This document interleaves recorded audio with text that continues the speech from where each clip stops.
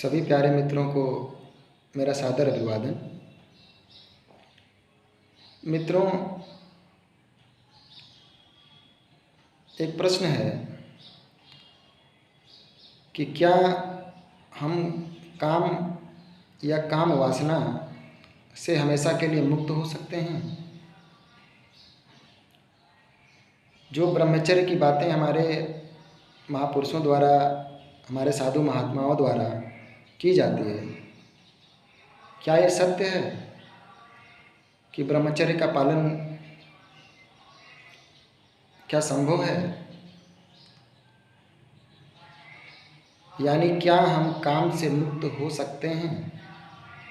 आज हम इस पे कुछ अपने अनुभव को शेयर करने वाले हैं आप लोगों के साथ। मित्रों, काम पहले है क्या, इसको जानना काफ़ी ज़रूरी है। जैसे कहा जाता है, काम, क्रोध, लोभ, मोह, ये सारी जो भावनाएं आपके अंदर या ये सब इनको जो एक भावना कहिए, दुर्गुण कहिए या गुण कहिए, ये जो चीज़ें हैं कहीं ना कहीं ये कभी समाप्त होने वाली चीज़ें नहीं हैं। ये प्राकृतिक द्वारा पद्धत चीज़ है। प्रकृति ने आपको पद्धत किया है, मतलब प्रकृति के द्वारा दी हुई चीज़ है, जो कि प्रकृति द्वारा जो चीज़ें बना दी जाती हैं एक बार, वो उसका विखंडन करना, नष्ट करना या उसको समाप्त करना असंभव है। उसका रूप बदलना आसान है। आसान का मतलब उसका रूप आप बदल सकते हैं, लेकिन उसको ख़त्म नहीं कर सकते। क्रोध है तो ऐसा नहीं है कि आप ब्रह्मचर्य का पालन करें या इस तरीके से कोई चीज़ करें तो वो आप हमेशा के लिए उससे निजात पा सकते हैं, ऐसा नहीं है। क्रोध है आपका जो गुस्सा आता है, लोभ है जो आपके अंदर लालच पैदा करता है, मोह है जो आपको बच्चों के प्रति, पत्नी के प्रति, समाज के प्रति, परिवार के प्रति, मित्र के प्रति होता है। ये चीज़ें या इन पे विजय प्राप्त करना या इस तरीके की जो बातें होती हैं, ये कहीं ना कहीं परिपूर्ण सत्य नहीं है कि नहीं हम ब्रह्मचर्य का पालन कर लेंगे और काम वासना पे विजय प्राप्त कर लेंगे, ऐसा नहीं होता। मित्रों, सबसे पहले हमें समझना होगा कि काम होता क्या है, काम वासना होता क्या है। काम एक ऊर्जा है। जैसे आप बिजली को जानते हैं, बिजली भी एक ऊर्जा है। अब उस ऊर्जा का प्रयोग आपको कैसे करना है, ये आपके ऊपर है। आप स्वतंत्र हैं। आपको ऊर्जा मिल गई, प्रकृति द्वारा बिजली आपको दे दी गई, उस बिजली का प्रयोग आप करेंगे कैसे? एडिसन ने बिजली का प्रयोग कैसे किया आप जानते हैं। आज बल्ब में, आज कूलर में, आज आपको फैन में वो सारी चीज़ें उपलब्ध हैं। उस शक्ति का प्रयोग हो रहा है। वो शक्ति विध्वंसक भी है। बिजली को आप अगर कहीं टच हो जाए फिर आपके प्राण भी ले सकती है। वही बिजली आपको ठंडक भी पैदा कर सकती है, आपको शांत भी कर सकती है। आप एसी में बैठते हैं तो रिलैक्स महसूस करते होंगे। आप उसी बिजली से जो है कपड़ा प्रेस कर लेते हैं, उसी बिजली से जो है कि जो भी आपके विकास में ज़रूरी चीज़ें हैं, लगभग सारी चीज़ें, अधिकतर चीज़ें, बड़े बड़े कारखाने हुए, गाड़ियाँ बन रही हैं उसी बिजली से। यानी उस बिजली का सदुपयोग अगर करेंगे तो विकास के मार्ग पे वो बिजली आपका सहयोग करेगी। ठीक उसी प्रकार उस बिजली का अगर आप आए दिन उसका अगर आपको जो कुदरत के द्वारा जो स्किल दी गई है उससे उसका बिना इस्तेमाल किए अगर आप ऐसे ही केवल तार कहीं छू लेते हैं या कहीं कुछ भी कर लेते हैं तो आपको वो नुकसान पहुंचा सकती है। उसी तरह काम वासना है आपकी, वो एक ऊर्जा है, वो ख़त्म होने वाली चीज़ नहीं है। आप चाहे लाख मेडिटेशन करें, लाख कुछ भी करें, लाख पूजा पाठ करें, लाख हवन करें, वो ख़त्म होने वाली चीज़ नहीं है। हाँ, काम ऊर्जा को आप अन्य ऊर्जाओं में परिवर्तित कर सकते हैं। उसी काम ऊर्जा से आप विकास के मार्ग पे बढ़ सकते हैं।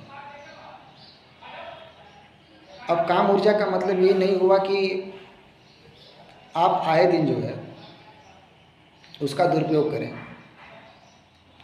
जो एक सामाजिक प्रथा बनी हुई है, पुरानी प्रथाओं को आज के बच्चे भले नहीं मान रहे हैं, लेकिन वो उसी पे आधारित है। उस ऊर्जा का सदुपयोग करने के लिए आपके साथ एक वैवाहिक जीवन का कार्यक्रम किया जाता है। उसी ऊर्जा का प्रयोग करके आप देश में प्रधानमंत्री या मुख्यमंत्री या डीएम या एसपी या जितने बड़े बड़े अधिकारी हैं या जितने वैज्ञानिक हैं, सब उसी काम ऊर्जा के द्वारा आए हुए हैं, जो कि हमारे देश के विकास में लगे हुए हैं। अब उस काम ऊर्जा को आप कहीं भी आप इस्तेमाल करते हैं तो वो काम ऊर्जा कहीं न कहीं आपको विध्वंस की तरफ ही ले जाएगी।